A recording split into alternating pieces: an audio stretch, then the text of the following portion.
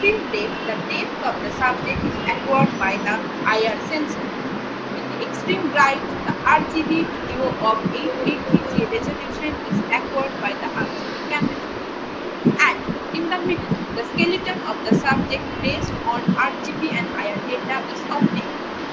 Those skeletons are formed using 20 Cartesian joint coordinates in 3-dimensional space. Okay, so this was about the kinetic sensor, how it can be done in real life. So we are moving with the presentation. I hope no one has any doubt till now.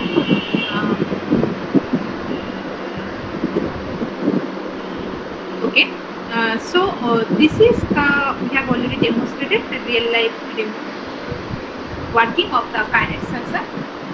So how it can be used for the case of gesture recognition, that is by using the kinetic sensor, it captures the human body. After that, it returns us the skeletonized view of the subject. Then from that, we can extract certain features and do the classification. And based on the classification, the recognized gesture can be used. So this was the total block. So how the skeleton is detected? So this is one sample of the detected skeleton body joints. So this is how the output is generated by the kinetic sensor. So for one particular frame, there will be 20 body joints, and for each body joint, there will be x, y, and z coordinate. So this is the x coordinate value, this is the y coordinate value, and this is the z coordinate value. So z means this is all the values you can check over here are the positive, as already discussed, and the x and y value can be positive as well as negative. So any particular point, that is it is started over here, that is first 20, this is 1, 2, 3, 4, 5, 6, 7, 8, 9, 10, 11, 12, 13, 14, 15, 16, 17, 18, 19, 20. This is for one particular frame. These are the result of one particular frame being recognized by the kinetic sensor. And for each particular joint, we have x, y, and z coordinate values. So this is the same. So this is the basics of how kinetic sensor can be used to recognize the skeletonized form of any subject. So we have talked about different application areas of a particular gesture recognition. So one particular application of gesture recognition is that implementation of gesture-driven virtual reality for car racing game using back propagation neural. This particular paper has been published in 2017 in IEEE flagship conference, that is JISCE. So in this particular paper, we have the application of car racing game, that is for the gaming application, to give the subject the idea of the virtual reality, that is the subject can feel they are actually driving the car. That virtual reality has been given to the subjects, and the classification that has been done over here, that is using back propagation neural network. So this particular scenario we have to done. So for this particular scenario, the basic block diagram has already been discussed. So we need certain features, right? So it's a gaming application and where the subject is going to drive a car. So for driving a car, the what could be the different body gestures. So whenever you are going to apply the gesture recognition, you need to understand what could be the trivial body gestures. Like someone is driving the car, so their hands will be in such a fashion that they are steering the wheel. So you can check over here this particular, from this particular image,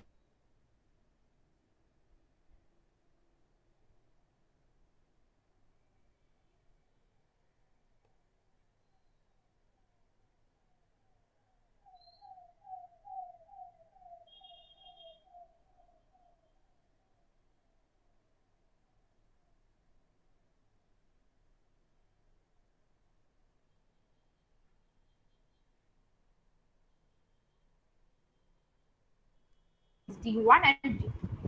That's basically the Euclidean distance. So apart from, so this is the used for the determination of direction. So based on that, that is this particular distance and this particular distance. If the two values are nearly equal to same, that is, if the values, that is the difference between these two values or the absolute difference between these two values are within a certain threshold value, we can say that these particular two distance values are nearly equal. And if this is this particular scenario, we can say this is a drive straight gesture.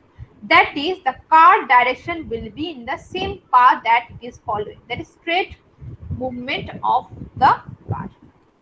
Now you can check, that is, by movement of the hand, the car is moving towards right. That you can understand from here. That is, if the subject is suppose having a steering wheel, so that is steering wheel towards right from low to high angle. That is, it is car will be moving towards much more right. So that is for the right turn. The dr distance, that is this particular distance, will be reduced while dl distance will increase. And the more the virtual steering is turned, the smaller is dr. And when the player steers the car to the right, then dl is much greater than dr. Thus, if dl minus dr is greater than an empirically determined threshold value, then the virtual car is turned towards the right. So this is how the body gestures will be there, and based on that we can say that the car is moving towards right. And the exactly opposite situation occurs when we turn the steering wheel towards the left. That is, whenever this dr minus dl is greater than this particular threshold, then this was dl minus dr, this is dr minus dl. That is, the opposite value is greater than the threshold value. Then the racing car is headed for the left turn. So that was for the recognition of the direction of the car. Next, we are moving to the determination of steering wheel. That is, the angle theta is taken as the acute angle between the transverse plane and the straight line joining wrist left and wrist right. And here we have calculated distance called d, that is by this particular formula, and this value need to be multiplied by a corresponding weight obtained using BPNN, and the resultant feature becomes this. After calculating this d bar distance, we are going to have this particular equation to find out what is the angle of the thing, like that, how the alpha that by which the car should be steered. That is, we have told, that is, the theta is there. Theta means this particular angle, that is with the transverse plane and the straight line joining these two particular joints. So this is the theta value that we can calculate by calculating how much the far two planes are. That is, we need to calculate one particular plane, this particular plane. Also, you have to calculate this particular plane. Between these two particular plane, how much angle it is. So it's the theta.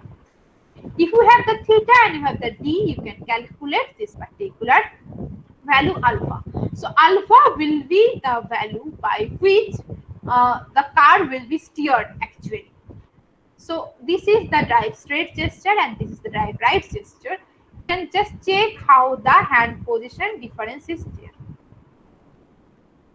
Now we have steered the car, we have calculated the direction of the car, how much right, how much left, that is the angle of the steering, that is also been calculated.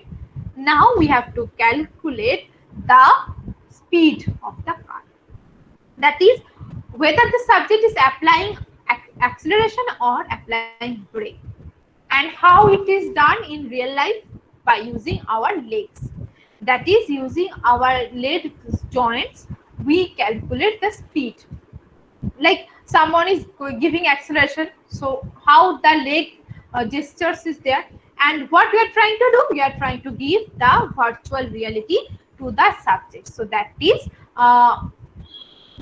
same thing, we are going to same way, same type of gestures the subject is going to do, and that is we are going to calculate the angle between hip left, knee left and ankle left. And this particular angle, when this particular value is exceeds a threshold value, then we can say that is apply brake. Other than that, if we calculate this particular angle, that is for the right leg, if we calculate this thing, that then we can say that is the applied acceleration, like in real life. That is using our right leg, we extend the right leg, so that means we apply acceleration, and we extend the left leg, so that is we apply brake. Same scenario is over here. So this was about the gesture recognition, basic principles for car driving, and here the gesture has been recognized by the kinet sensor. So just let's check whether Ohana can just show. Ohana, is it okay? So can you just show them the real life demonstration? Yes, ma'am. Yes, So just start the screen sharing. yes, ma'am.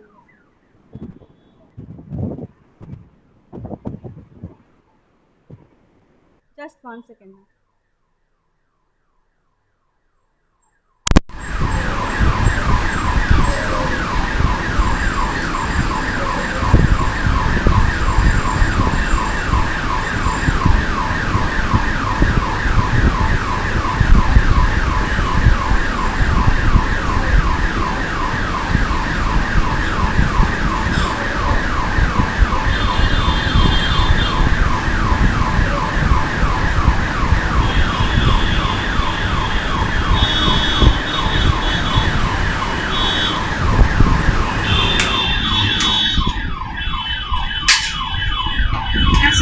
That's the first time.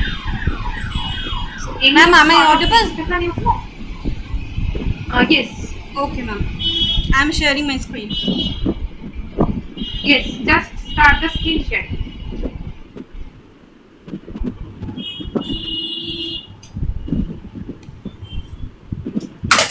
Anyone has any sort of discussion regarding anything, you can just unmute yourself. It will be much better to have interaction with.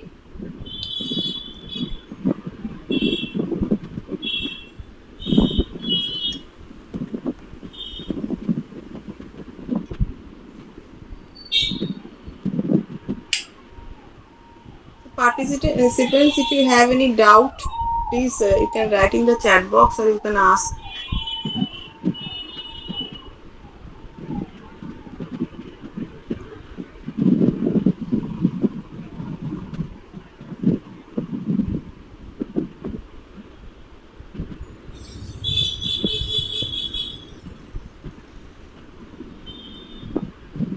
Okay, so in that screen you can just check that is the subject. Ohana is there. So Ohana body movements, she is doing different sorts of body movement, and based on that you can check the skeleton and the depth data both are changing.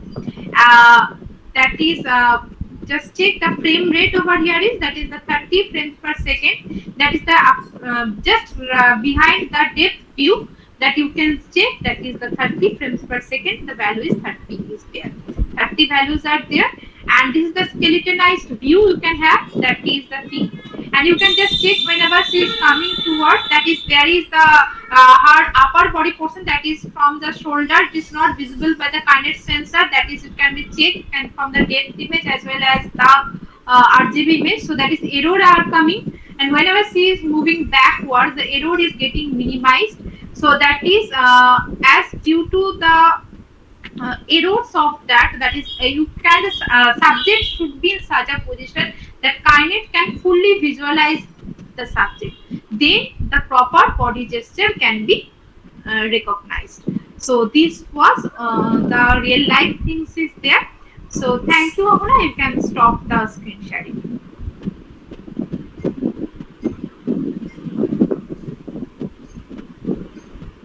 Yeah. So that was the scenario. So we'll be moving forward. So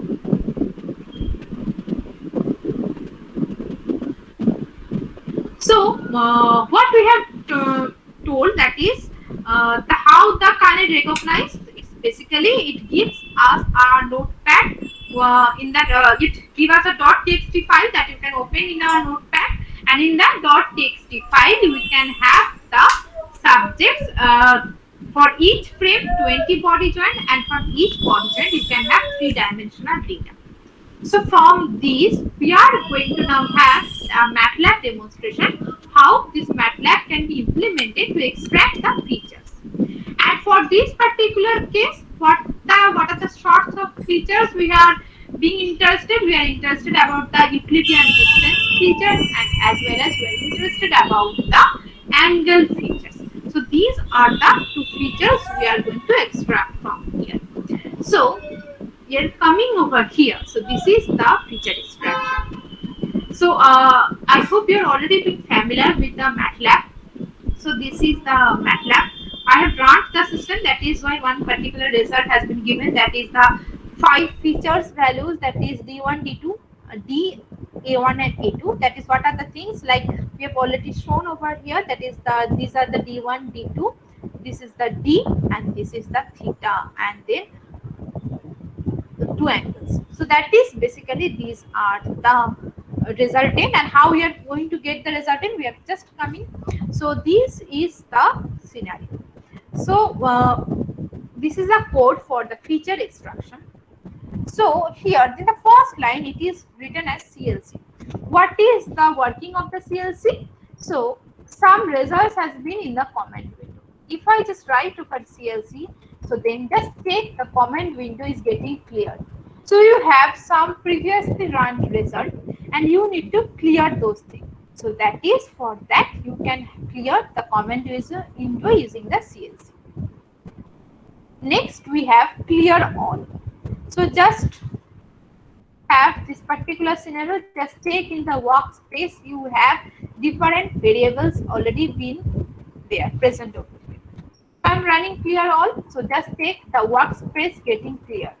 So it eliminates the scope of having any sort of garbage value. So like in your particular code you have from a previously run code, you have certain variables you have stored in the workspace, and you need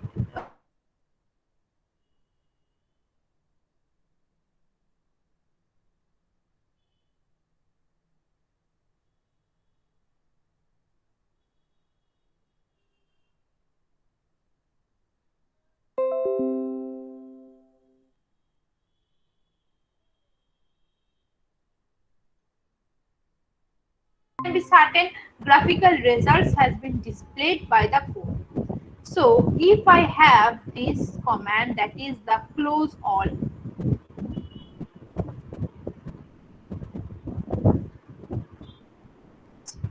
Sorry, close all, not clear all. I have to write down clear all means that is workspace is cleared. So if I give the close all, now you can take that particular image that has been generated by the run code that has been closed. That's the close all command. Now, so these are the basic three codes. Now we are coming to the exact code needed for the feature extraction. So how many dimension can be recognized using kinet sensor? 3 dimension, X, Y and Z. So that is the dimension value over here is 3. Now by this we can calculate 16 features. Like for hand features we are calculating 16. And from how many joints it is, that is 20 body joints. For this part, in this particular scenario, just remove this line number 16. We are coming to explaining this later on, but just for this particular scenario, how many dimension we are calculating from the kinet sensor, that is 3-dimensional data X, Y and Z.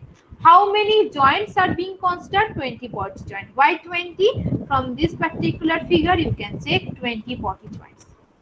So there, that is the joints value is 20. Now this particular thing is written in this particular folder, where that is you can just check over here, that is here, that is moinak_1.txt. So this is a file, so you need to open the file, and to open the file the code is fopen, then the name of the file within a single inverted commas. So for opening a file we need a pointer, that is this particular. By this we are opening the file. After opening the file, we have to scan the file for all the real values. Now we are scanning the file for how many number of times? From 1, that is from the first value to the infinite value, that is until the file, that is all the values that is present in the file that is being read. So that is the if scanning. Then up to from 1 to infinity, that is from this particular thing to the infinity, means until the file value ends, that is here. So that is being read. Now we have created one particular variable as p. P value is taken as initial, this particular scenario as 1. So the total length of the file is total of length of a. Okay, so that is this particular thing, that is total length. So I'm just running this particular code, and with that, with the workspace values, I'll be explaining side by side how the values are being generated.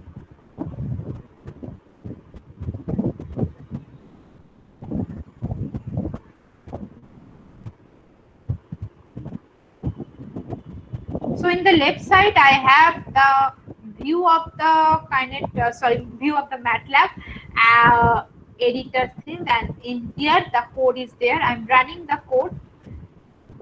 So just check over here. Total is the length of A. A is this particular thing. So the size of A is this particular value. Now the total, just check the total variable over here. I think the values are getting very small. So if you can just, okay, so I'm just writing over here, just a variable, just have, if you can have this a, it will be this until the value is 78300, and the total has the length of a. So this particular, if you can just take over here, you can also see, but whether the values are coming very small, I don't know. So that is the size of the a is this, and total has the length of a. So it is this. Now we have created another variable named as frame. So frame, that is how many number of frames this particular .txt file have. How many number of frames it can have. Total length of a, that is how many number of values are there, divided by the dimension into that joints. So how many number of things over there can be over here. So it is capturing the data for a certain amount of time. For each amount of time, it is having 30 frames per second. So now just understand, it has been captured, suppose it has been captured 50 frames of data. So 50 frames, from each frame it is captured 20 body joint. So 50 into 20, and from each of the body joint it has captured 3-dimensional data. So 50 into 20 into 30. Sorry, 50 into 20 into 3. So these many number of values will present over here in this particular notebook. That is for 50 for the number of frames, 20 for the number of joints, and 3 for the number of dimension, that is XYZ. Right. So now you have the values, that is the number of how many number of frames you have captured. That value is unknown to you, but you know the total multiplication value, and you know the dimension value is fixed, that is 3, and the joint value is fixed as 20. So you have the total value. So total value you need to divide by the dimension and joint, you can get the number of frames. So that is how we are getting the number of frames value over here. So just check, the number of frames over here is 1305. That is the number of frames you have. Now we are generating a 3-dimensional vector over here. Is that one particular variable name is capital A, that is going to have, initially it is being initialized with all zeros, and it will be a 3-dimensional variable. In such a fashion, that is the first will have the frames information, that is which number of frame the value is. Then it has have the joint information, that is which number of joint it is. Then it's going to have the dimension information, that is which number of, that is which dimension data it has. So we need this type of three-dimensional variable to later on to properly access one particular thing. Like you want to have 50th frame, third joint, second dimensional data. You might need that thing. Like in this particular scenario, we have told over here that we need the distance between the hip center. So hip center will be one particular joint. So for that particular joint, for one particular frame and one particular dimension, we need it. So for that, we are measuring or we're creating a three-dimensional variable, and it has been initialized with all zeros. So we are running a for loop. So for I is equal to 1 to frames, that is for all the number of frames. For j is equal to 1 to joints, that is for all the number of joints. And then for k is equal to 1 to dimension, that is for all the three dimension. This will be, the values will be fed over here. Why in this particular scenario? Just have this particular thing. First, what we have? First, we have the first frame, first joint, three dimension, right? Why first frame? So first are the first 20 for the first frame. So first line is for first joint, whatever be designated as the first joint. So for that first joint, what is this first value is for the x coordinate value. That's x dimensional data. So innermost loop should be the for loop, that is denoting the dimension. So that is the working of the innermost loop. So first we are going to have the first frame as the one is over here, first joint, all the dimension value. So that is k will be 1 to all the dimension. F will be I, J and K. So then k values will be put. Then for this particular, after getting all the dimensional value for one particular joint, we'll be having the next joint information for the same number of frame. That is within the same frame, second joint data. So the second loop will be, that is the sandwiched loop, that is the for the joint loop. So that is this particular loop is there. After the joint information data, we need the frame loop. Why? First we have 20 frames, first 20 joint for one particular frame. Then we have again 20 joint for the second frame. Then we have the 20 joint for the third frame. In this fashion it is going. So that is the outermost loop should be for the frames. So this is how the looping has been done. And after that, the f, that's the particular variable we have created, that will be given all the values. So after that we have this particular f. So this is the scenario. This is the dimension, that is it is a three dimensional. So you can just put over here 1305, that is the value for the frames. So just check the frames. So frames has 1305. So that is number of frames into number of joint, 20 body joint, into number of dimension, 3 dimension. This is the size of the F. So after doing this, we need to close the particular file. So we are doing F close of the particular thing. That is FID is done, same thing we are closing. That is we are closing the particular file. We have opened the file, now we are closing the file. Next part we have written it to give the visualization how the skeleton will look like. So this was the resultant of the visualization over here. So the first thing, axis equal. Axis equal is there to give a proper view of the skeleton. If you don't have the axis equal, the skeleton can be deformed. It will shown correctly, but due to some deformation in certain cases, it might looks like the skeleton is not generated properly. So to omit one particular thing, you can comment this particular line. So you can give this percentage sign, so that just check the line has been gone to green. So again I am running the code and just check where that. So this is the resultant of not having axis equal. If you don't have axis equal this particular thing, this type of deformed skeleton you can get. but it is the exact skeleton but in a sort of deformed way. So we are having the axis y. So I'm doing the uncommon. So this is the skeleton with axis. Next, axis off. So just make it axis on, then check how the result is there. So I'm making it axis on. So this is the axis values are here. So that is the scenes are there. So you can just rotate it over here.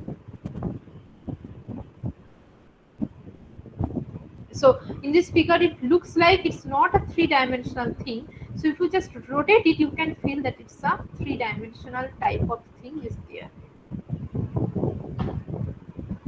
So we are having axis of.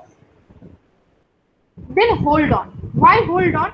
That is, in this particular figure 20 body joint will all be plotted. It's basically plotting of data.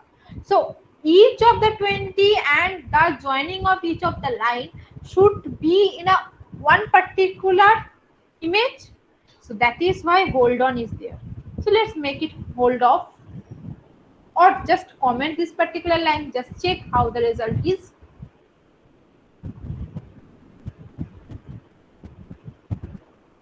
So it is the last image that is being created. So I'm just making it over just so that is last image, that is the last line that has been plotted over here, that has been shown. So we need hold on comment, that is all the point and all the straight lines joining all the points that present in a one particular image. So that is the scenario. Now, in this particular figure, we have to do the scatter plot of all the 20 joints. So, what is the scatter plot? That is the scatter 3. It's a three-dimensional. So, that is scatter 3 we need for all the joints. Scatter 3 iter. Now, just have the beautiful thing of creating this three-dimensional variable. So, iter means for which iteration we are plotting. So that is first will be for the frames. So iter is given as 110. So this particular image that is being created, this is for the 110th number of frame. Let's check it. Anything, change it to 500. Check. Totally different image is created. Make it 700 or any value you can give. Another frame result is shown. So that is scatter 3 plot, then f iter comma I comma 1, that is for I means for all the joints there is a for loop. So for all the joints value, I means first dimension, second dimension and third dimension, that is x, y and z. K, why this k is there, that is in the black. We are plotting each of the, you can just check over is in the black. These colors are in black. So what I'm going to do, I'm just going to comment this particular scenario over here. I'm just going to run it. So this is the resultant of the scatter plot. 20 body joint are present, but without having the proper joining of the body joint, you might feel like that which is which particular joint, right? So this is the scatter plot, only having the scatter. So it's not clear, that is that which particular joint is that. So we need to connect the dots. So for connecting the dot, how you need to connect the dot, that is based on this particular thing, that is the joint numbering. In the kinet sensor, this is how the joint numbering is there. That is in this data, first particular value is for the hip center, second is for the spine joint, third is for the shoulder center, head, shoulder left, elbow left. In this particular fashion, each of the joints are there. Now you have to join each of the uh, joint, that's two joints need to be connected by a line in a fashion that it forms a proper skeleton. So which two needs to be joined? 3 and 5, 3 and 5 need to be joined. Why? 3 is the shoulder center and 5 is the shoulder left. Why these two? Just check over here is shoulder center should be joined with shoulder left. That is shoulder center should be joined with shoulder left. So this is the line is present over here that should be joined. So we have created two variables x and y, and in the x at the corresponding position, at each of the position the value present over here, that is 1 will be joined with 17. Just check, 1 for hip center, 17 for the hip right. So that is from this particular figure it is correct. Just check another example. 7 should be joined over 8. So 7 is wrist left, 8 is hand left. So just wrist left and hand left. So these should be joined. So 20 body joint, and which two joints should be connected? That's the logic is given in the x and y. So x is one particular variable where it has 20 joint values, and it should be connected with which joint, that is value is given over for the y. So two variables have been created, x and y, and here we can have which joint is connected to which joint. So then we have to connect the dots. So that is, there is a code for plot 3. By that we can connect this, and this value will be joined over here. So that is x1 will be connected with y, I1 and I for the length, that is for all the length of x and length of y are same. You can just have over here x and y.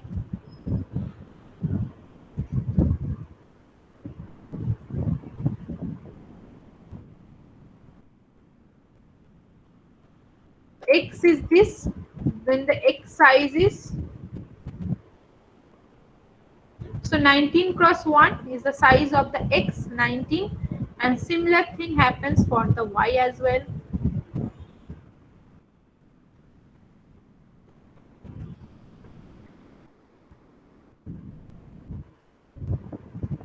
Also for y it is 19. So that is length of x and length of y are same. So that is we are rotating a for loop for the entire length of x. So that is we are joining each of the joint. These two joints are connected, and the code is, so f value first within the f. So f has a three-dimensional variable. First component of f will have the frame number, and the frame number is denoted by the iteration number, that is for the 700. It is over here. So that will be iter xi, that is the 3. Third, that's third joint, x coordinate value should be joined with the third joint, joined with the fifth joint x coordinate. Like 3 and 5 need to be connected. So third x coordinate should be connected with the fifth x coordinate. So that is why here is 1 and 1. Then the y coordinate of corresponding joints, so that is 2, 2, and the z coordinate, that is 3 and 3 should be connected. So this is how this particular thing we are having over here. And by changing the iteration value, we can have different frame results. Okay. So now we'll be talking about how you can extract or how you can calculate the features in terms of Euclidean distance as well as the arctan 2. So that is first the Euclidean distance. Euclidean distance logic is very simple. Have the square root of x1 minus x2 whole square. So d1 is for between the first joint and the seventh joint. First joint is the hip center, seventh joint is the wrist left. So how this, why these two? Based on your algorithm. So just check hip center and wrist left. Between these two, we need the Euclidean distance. So we are finding from this chart that is the hip center as the first joint and wrist left as the seventh number of joint. So hip center and wrist left. So 1 and 7. And this one for the x coordinate values of this particular joint. These two for the y coordinate of this joint. Then these two for the z coordinate of those particular joints. So x1 minus x2 whole square. So this is the scenario. This to the power 2, that is x1 minus x2 whole square, plus y1 minus y2 whole square, y1 minus y2 whole square, plus z1 minus z2 whole square, z1 minus z2 whole square, and whole root over. That's the square root function we have. After that, we are having the d1. So d1 is getting calculated. So this is the d1 value we have for the frame number, that is denoted by the variable called liter. That is for the 70th number of frame. So how we are doing the display of that? So first we are displaying the D1. This particular D1 is taken as it is within a single inverted commas are there. So whatever will be written over here, that will be taken as it is. So I am writing arbitrarily anything, just. So I am running the code. So that thing is over here. So whatever will be in the single inverted comma, that will be written or as is. So we are displaying D1, so have the proper result, that is do not have any uncertainty, that is which distance it is being given, so D1 is there. Next we have to calculate the D2. D2 between hip center and wrist right. So wrist right is 11. So between 1 and 11 we need to find out the Euclidean distance. Same thing, just change this 7 as 11. Then we are displaying the D2. After that, we need this particular thing, that is this particular small d. For this small d, we need the Euclidean distance between wrist left minus wrist right divided by the Euclidean distance between shoulder left minus shoulder right. That is shoulder left and shoulder right. Not minus, it's the symbol of Euclidean distance. So wrist left and wrist right first. Numerator it has, so wrist right and wrist left is 11 and 7. So between 7 and 11, Euclidean distance is calculated by a variable called temp1. And in the second variable, we are calculating this particular thing, that is the shoulder left and shoulder right. Shoulder left, that is 5th joint, and shoulder right, that is the 9th joint. So between 5 and 9, this is the second Euclidean distance has been calculated. After that, d is calculated dividing temp1 divided by 2. So that is the d is calculated. After that, we are displaying the d. So this of d, that is this particular thing is displayed, and this without the inverted commas, that is d. So that is this particular line is created. So this was about the Euclidean distance as feature. Next, suppose we have angles as a feature. So for that, angles means we have to have between two planes, right? Angle is what? Angle is between two planes. This plane and this plane. Between these two planes, we have to calculate how much deviation is there in these two planes. So you have need to create two lines. One line will be between the joints 13 and 14. 13 is hip left and knee left. Okay, and another is 15 and 14. So that is ankle left and ankle knee left. So between these two lines are created. To creating a line, that is a particular plane we are creating, and this plane is basically a straight line. So we are having this line over here. So these two joints are, by this particular we are creating the line 1, and using this particular we are creating the line 2. After this thing, that is line 1 and line 2, this is basically the geometric concept you have, that is x1 minus x2, y1 minus y2, z1 minus z2. That by that geometrical concept, lines have been created. After creating of the line, arctan is calculated. That is, this is also, you could just search in the internet how to calculate the angle between two planes. This particular formula you can obtain over here, or you can go to that particular research paper that I am currently demonstrating. This particular research paper, here also detailed description regarding this calculation of the two lines that is present. These are basically very preliminary concept. So I'm just not going to depth of that. You all know these things. So assuming that, I'm just moving. So after that, we are having the A1 variable. Within the same thing, we are calculating the angle 2. So these are the two angles are created. So this was the total thing as the feature extraction, and we have done the feature extraction from one particular frame. So one particular frame, these are the features are being extracted by the MATLAB implementation over here, and the data that is being taken by the current sensor. So up to this is a major portion of today's talk. If any sort of doubts are there, it will be very interesting to have. Other than that, we'll moving forward. So I'm just having 1 minute or certain time, 1 or 2 minutes. So just if anyone has any doubt, you can unmute yourself or you can write it in the chat box. Other than, we are moving to the explanation of the backpropagation neural network.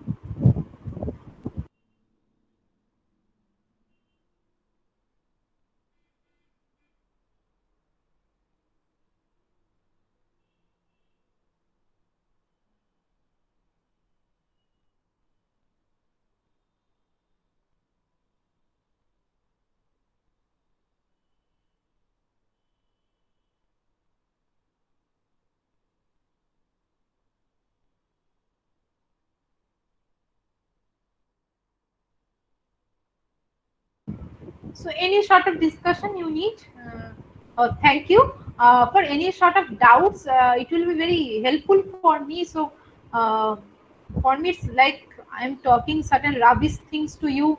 So you do not, either you are not getting anything or you are understanding everything. So it will be very much motivated for me if you have any sorts of doubt, or we can have certain sorts of discussion regarding gesture recognition or anything particular. So it would be very nice to have.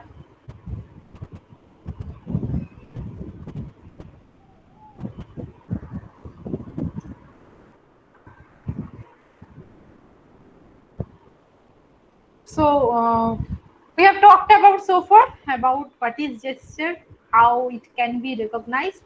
Several sensors are there, not only kinet sensor. There are bodily attached sensors are there. So you can just check over here. That is the kinet sensor. Is something that need to be kept away from the body. 1.2 to 3.5 meter, that's the distance it should have. Within that distance subject should present. So that's the working of kinet. Within that range, kinet can easily capture the data. So that's the one thing. Mm, Rather than that, other sensors like accelerometer sensors are there that can be connected to different body joints at certain position, and that particular, suppose one is uh, moving their hand very fast, so that is the movement of the hand that can be captured using the accelerometer sensor that is connected at the hand portion. That can be uh, that is bodily attached sensors can be there. So there are different sorts of sensors over there. We don't have that amount of time, so we are just having one particular topic of discussion today. So, and here we have already discussed about how kinet sensor recognize gesture, what output is give.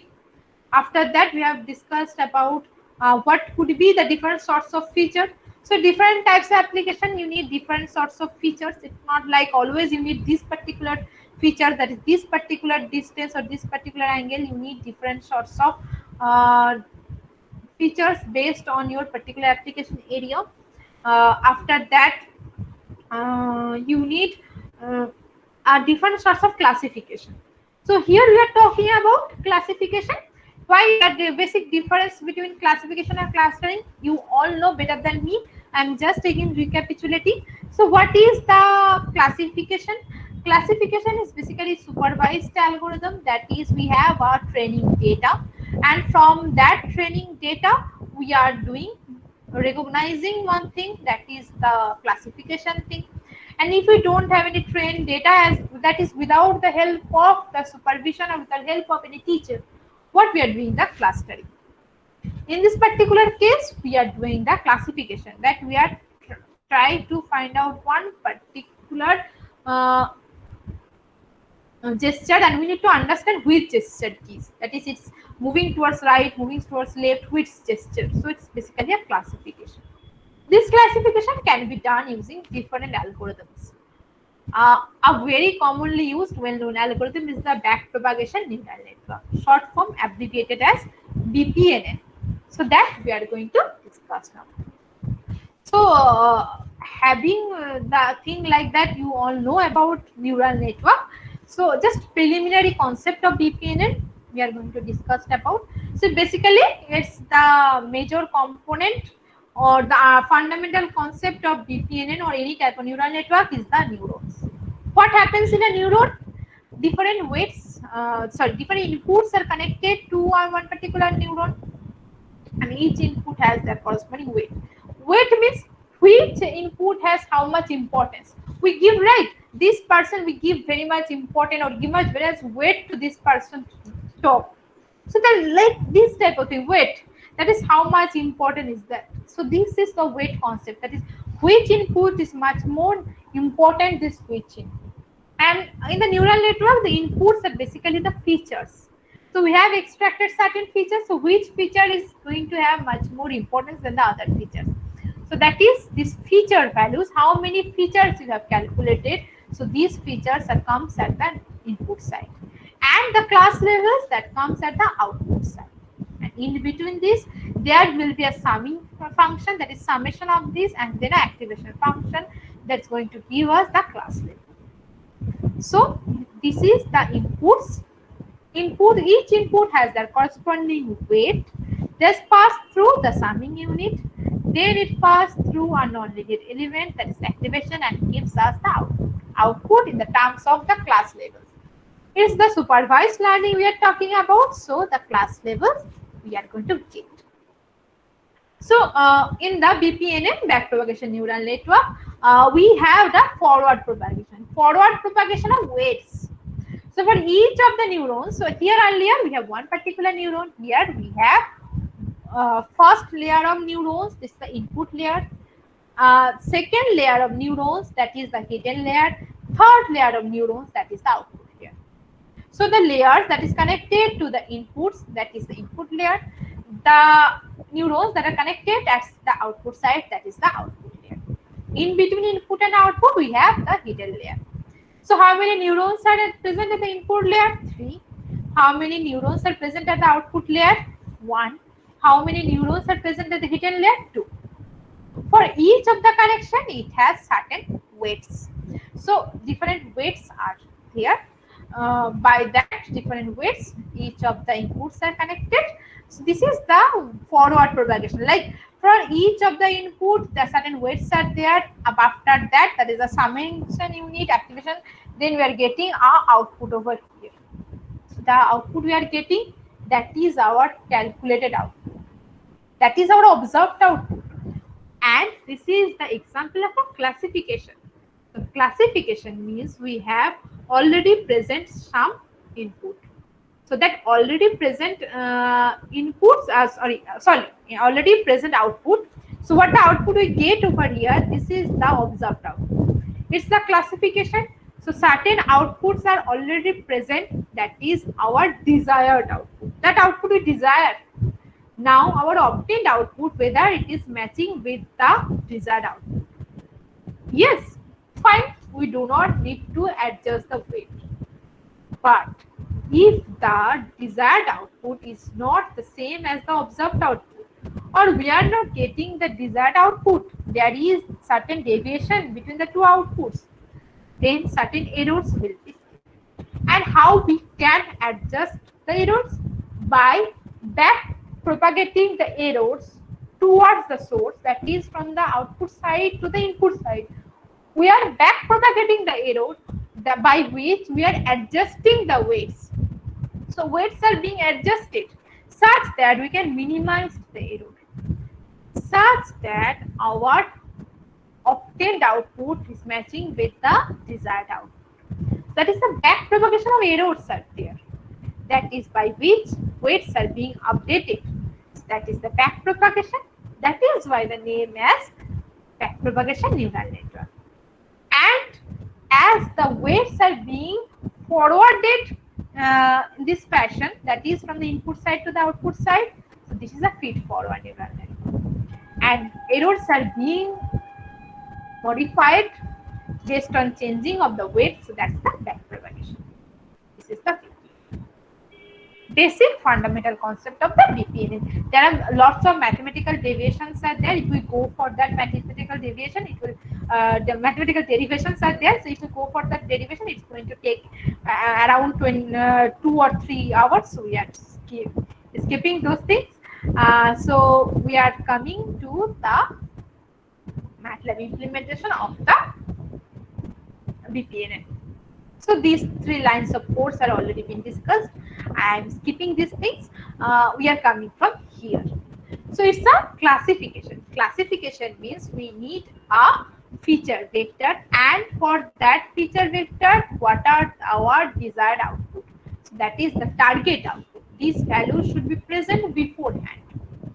So we have a feature vector like this.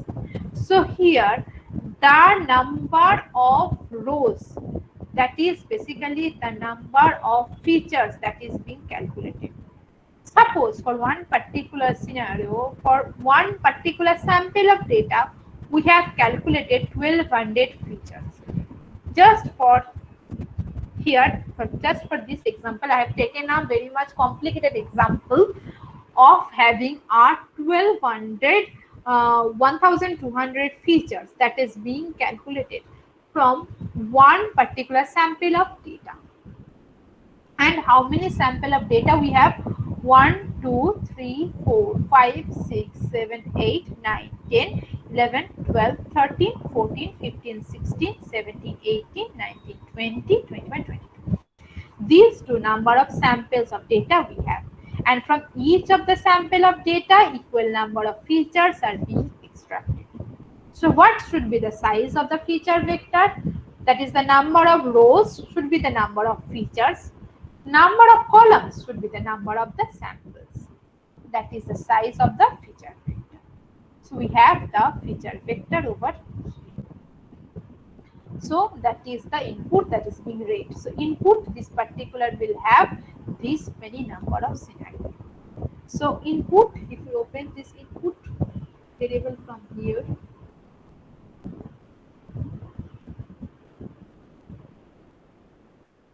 oh, okay, sorry, as it is being run, just let us complete the run.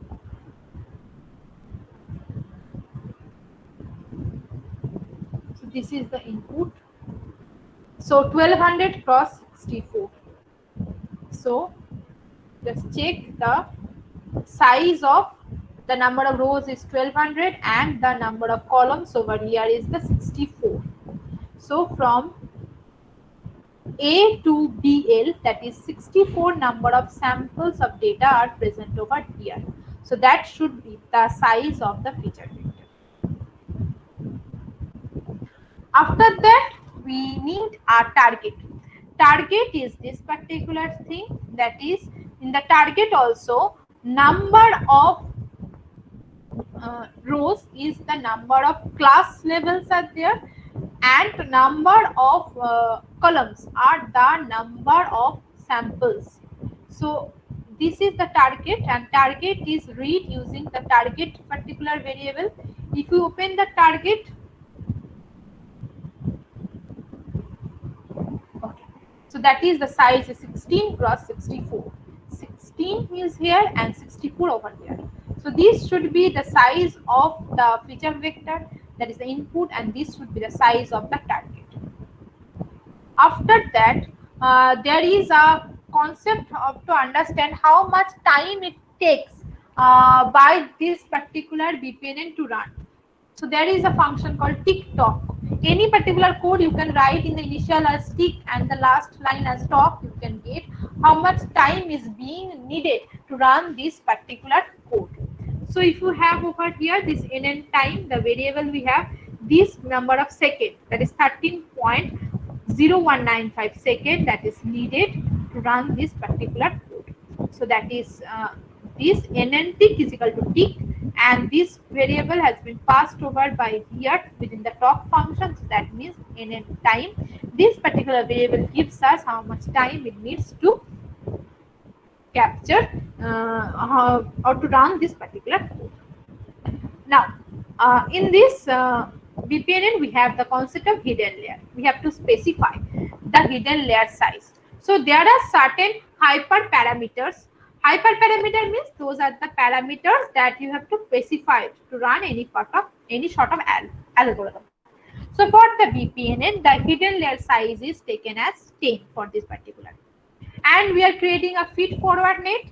So feed forward net, it is calculated using the hidden layer size, that is with 10 with the training t. That is the gradient descent. So that is being created. So that's gradient descent in a logic by which you can adjust the weight. There are other logics as well, but gradient descent is the most common logic by which one particular error can be adjusted. Here we have used the concept of gradient descent. It's basically the concept of moving from downhill approach. From you have the top hill and you are moving towards the down, or we are trying to reach the global minima. That is the gradient descent concept. Apart from that, for this neural network, for the BPNN, there are other hyperparameters are the learning rate.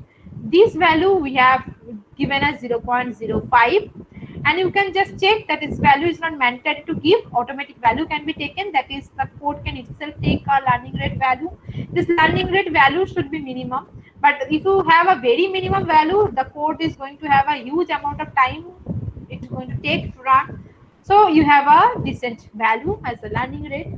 Epoch is the how much time you are going to run the code. So you can just check over here, that is the epoch's value is this, that is within the 1301. We have given the maximum epoch's value is 3000, but within 1301 we have reached our desired output value. So that is this epoch. We have given the maximum epochs, but the code can have its own epoch value. Now this is the thing to have the goal value, that is e to the power, this thing is there, parameter, another hyperparameter. Now you have a total training data set, you have you have a total data set. You have to divide the data set into three types: training data set, validation data set, and testing data set. So maximum amount of data should go to the training data set, and abruptly that is randomly training data set is taken 70% of the data. 15% of the data is taken as the validation data set, and 15% again, that's the remaining 15% has been taken as the testing data set. So this was the hyperparameters. This is the division of the data set. So then all have been specified. So we are having the initialization of the net. After initialization of the net, we need to do the training. So we are training the data, that is the net. Input is this particular thing, that is the feature vector over here is by that, and target, that is the target output, that is the desired output, this particular scenario, that by that we are training that neural network. After that we need to do the simulation to get the output. So these are basically the standard codes to run the inbuilt function BPNN over here. So that is simulation is done, net comma input. After that, for any type of classification algorithm, we plot the confusion matrix. So we are plotting the confusion matrix, we are plotting the regression plots are there, error plotting is there, performance as that is the mean square error that is been plotted, and the ROC plot is there. After that, unknown is the this particular thing unknown. So this is a classification thing. Classification means that is after training of the total algorithm, any particular data will be given as the unknown, and you have to check the class of that unknown. So that is unknown should be one particular sample of data and how many features you should extract from that, equal number of features that has been extracted for the training space. For the training phase, we have from one sample we have extracted 1200 number of features. Same number of features we are extracting over here. So the size of the unknown is one column and 1200 rows. So just unknown, just check that thing, that is 1200 rows comma 1. So that is the unknown. So unknown is there. Based on that unknown, we are passing through the net. Net is already been trained properly, and y is the output result. So just check the y here. So these are the for the 16 class. For the 16 class, how much strength is there? And the high strength should be our resultant class. So these are the for each of the 16 class of data. What's the result you get? That is the y value is there after passing through the trained network. That is there. So I'm again going to run the neural network code to have you. So this is just checked. Epoch is increasing, based on that it is adjusting the performance of the code. Gradient is being adjusted. Confusion matrix we got the regression plot, we got the ROC curve. So this is the confusion tests are there.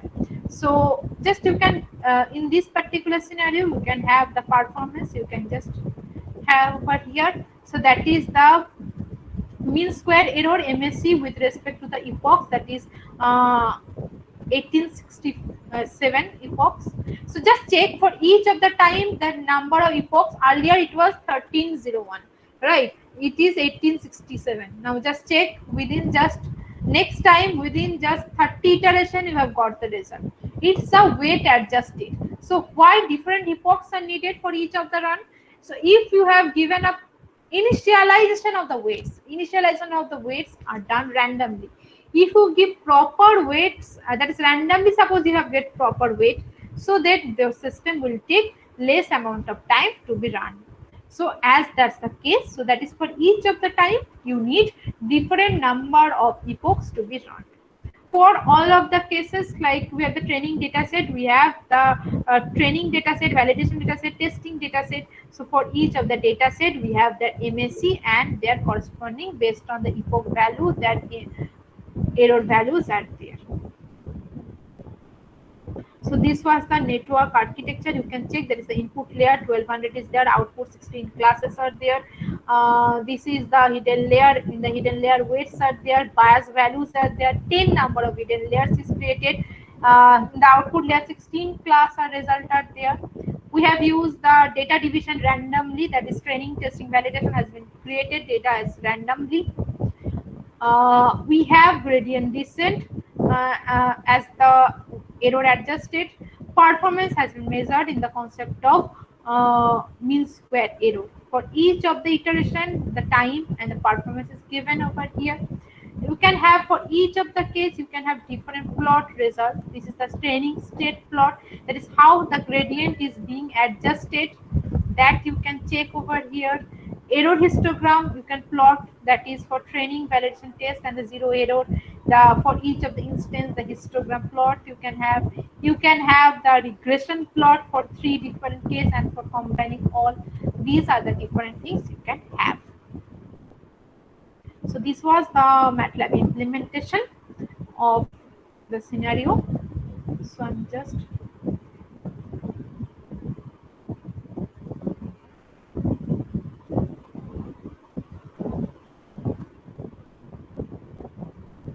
okay.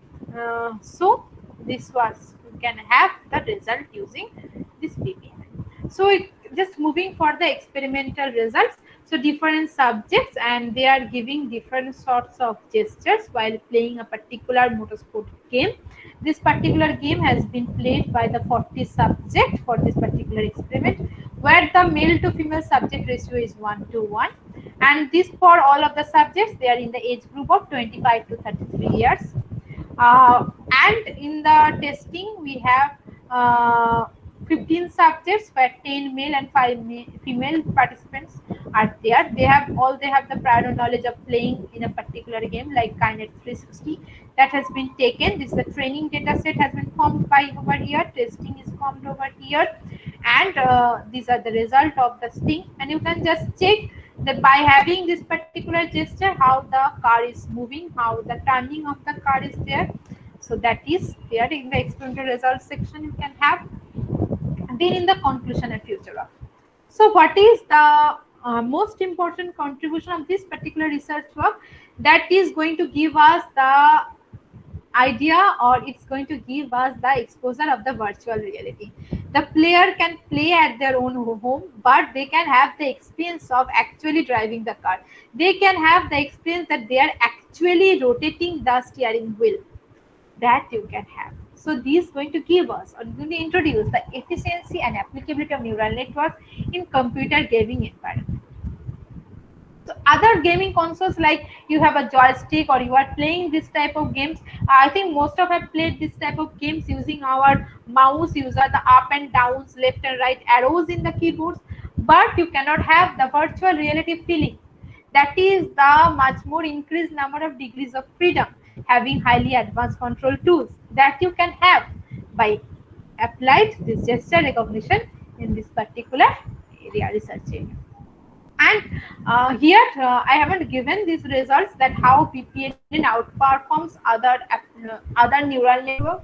You can go to the research paper, there you can find how BPNN outperforms other. So whenever you are giving any sorts of research paper, you need to justify your claim that is your particular algorithm is much more better than the other algorithms, so that it gives better result in terms of flexibility, user friendliness, ease of use, and very other like problems of playing using keyboards or joystick that has been suppressed using this particular idea. So in the earlier, we can have much more sophisticated algorithm by we can having a deep neural network, that is the increasing the number of hidden layers. We can have a deep neural network architecture such that we can have less time complexity. We can have a hybrid architecture like for the feature extraction. We can have separate other types of algorithm like a fuzzy set. We can have fuzzy neural network. We can do that are the different future works we can have. So if you are interested about my particular research, you can go to my Google Scholar account. You can search my name, and you can there will be two persons having same name. You can go to my affiliation. You can find my research papers are there. You can go to my Google Scholar account to have idea about what type of research I do. I'll be very happy if we do any sorts of collaboration. Uh, mm, I'll always welcome you. So you can contact with me for any sort of collaboration, any sort of research work. So you can have this particular papers if you are interested in AI or emotion recognition, gesture recognition, this type of work. So in during this lockdown period, with the uh, help of our university administration, we have opened our YouTube account where you can have different videos on. There are videos on MATLAB, Python, different AI techniques. So different videos are there. If you find them interesting, you can go through them. So with that, I'll be stopping presentation and we'll be starting the discussion. So I'll be very much glad if you have any sort of discussion. Yeah, participants, if you have any question, then ask ma'am, or the forum is open for all of you. Madam, thank you for your excellent presentation. I have a question. Hello, am I audible? Yeah, Aniban Yes, sir, you are yes. audible. Okay. Madam, in your slide, what you have mentioned that the one of the main feature of this part is the time complexity. So what actually you want to mean by this term? Time complexity means it is actually optimize the time requirement, or something others. Yes. So the scenario is that what we are trying to do, we're going to do certain body gestures. Suppose I am doing the steering wheel in this fashion. I'll be giving that gesture. That will be captured by the kinet sensor. Then that will be processed by certain MATLAB codes. Then that resultant of the class result, that is which gesture I am doing, that will be passed on to the gaming console. It will be played. The gaming is going to be played. So that's a long process, like capturing gesture, processing the gesture, then giving that information to the game, like where the software is playing the game. So this total time we need to optimize such that it's not like lagging effect. So suppose the subject is giving one gesture after a suppose 1 second or 2 seconds. If you play the games, you will find that 1 second is also a very high delay. If anyone have the experience of playing games, you can have that 1 second is a very high amount of delay is there. So that is, you can have that thing like uh, this delay of playing of game. That's the lagging of game. Sometimes we say, right, the game is lagging, that we are giving the result, we are giving certain comments. Here we are giving comments like body gesture. So it can be like any type of comment you can give, like keyboard also. You are giving a comment, and after a fraction of second or certain amount of second, it result you are showing in the screen. So that's lagging effect. So if you do not have that lagging effect, a very smooth game playing experience can be there. That's why this time need to be minimized Oh, as much okay. as possible. Okay, thanks. Apart from game, okay, because your presentation, I think what I can think that we can implement it in real-time monitoring, not only in game, in other application also it is helpful, okay, fruitful and applicable. So if it is time is not a issue, so can we implement it in some real-time monitoring cases, ma'am? Yes, I have many papers on real-time monitoring of healthcare, real-time monitoring of or e-learning of dances. Different research works I have already done. So, like many where that, yeah, and kinet sensor has the applicability of running 24/7. It does not have the refreshing time. Does not require it. So you can have any sorts of monitoring for a biometric gate, for opening or closing of any office gate, that can be done. Okay. Different Now, applications are there. actually, I am working in ISRO Kolkata branch with some remote sensing real-time monitoring. Okay, so that's why I am asking, because I have a plan to implement this type of work in this case. Okay, so I think if Yes. it is time optimized time requirement, if there is no lagging, so it is very much suitable for remote sensing. Thanks a lot, madam, for your Thank you. answer. Okay. Thank you. Thank you. Okay, other If time participants, if you have constant, any other yeah, question. just a second. Yeah, okay. Yeah, if time, yes, time constant is not there, you can obviously go for deep learning algorithms, as this is going to take much more amount of time. Yes. Anyone, Okay. please. Okay. Sorry, Tanmoy. Okay, Anyone. okay, okay, ma'am. Okay, so participants, other participants, if you have any other question, you can ask to ma'am. Okay, so I think no more question. So thank you so much, madam, for giving us your precious time. That was a very wonderful session, very informative session also. Bardhan sir, are you here? Bardhan sir? Yes, sir. Yeah. Okay. I am Okay. here. So now, no, now I would like to request our very own Dr. Professor P.K. Bardhan, in Students Affairs, to deliver this e-memento as a small token of appreciation. Please, sir. Tanma, thank you. And also, madam, for your valuable lecture. Thank you. Thank you, madam. Thank you for Suparna calling. Snaha. Thank you very much for your sensor-based gesture recognition and neural network application of neural network in the basic structure of BPNN back propagation and forward propagation network. So that is very important. So also you have mentioned the future work. So we like to collaborate with you regarding this work. As Yes. Anirban Patra has also mentioned some question marks, question to you regarding the time. fame. And also, we are also interested about the gesture recognition. That is very important, and you have applied the neural network also. So thank you very much for your latest technique.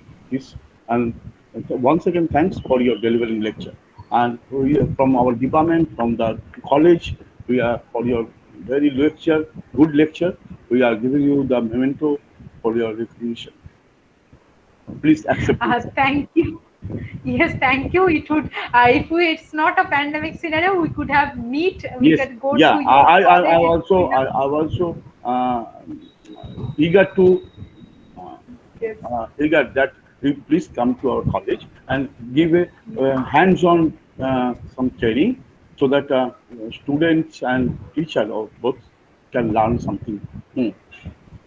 Because a yes. It very will be interesting. completely my pleasure. Yeah, yeah. Thank you. Ma'am, last I want to ask you one question. So I am working. Hello. I am Yes, yes, working on yes. image processing, so I want to implement this technique in image processing also. If you don't mind, madam, so can I contact with you later? Yes, yes, Yes. obviously. Why not? Okay, okay. Thank Yes, you. sir. Thanks a lot. Madam has already given her opinion regarding the future work, and he can come to our college uh, to give a lecture and also the hands-on work, so Yes, that yes, yes. they can we can Yes, learn it will something be more. very glad. Yes, it will be. It's And completely my pleasure. It will be. thank you once again. So our college is in probably one that is in Pollani. If you give a Yes, link to us, it's a very car near will to our go. university. Yeah, car will go. Yes, car will go and can bring to our college for this Yes, purpose. Yeah. yes, Okay, Ob- thank you. it will be completely my Please Obviously, pleasure. Our accept university is the in memento. Horingata.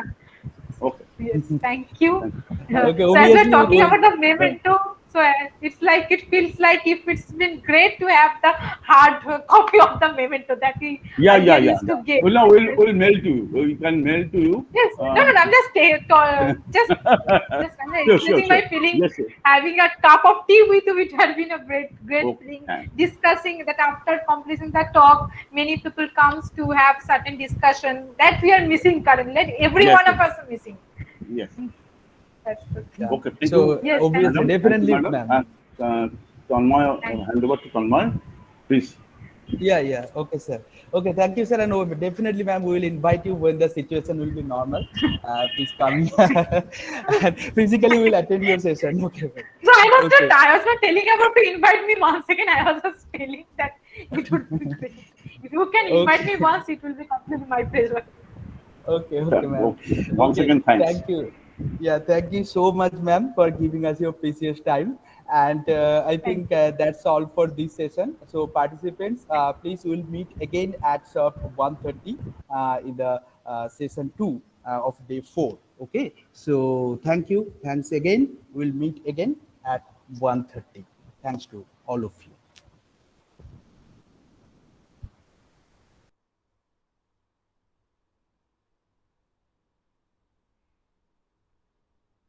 Okay, attendance and feedback links are already given. Please fill it up, and you can Madam, meet. madam, feedback link is Yes, not yes. there. Attendance link is there.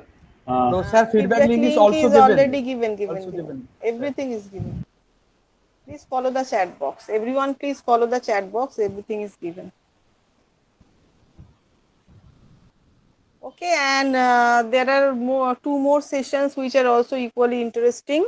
So please be present at time.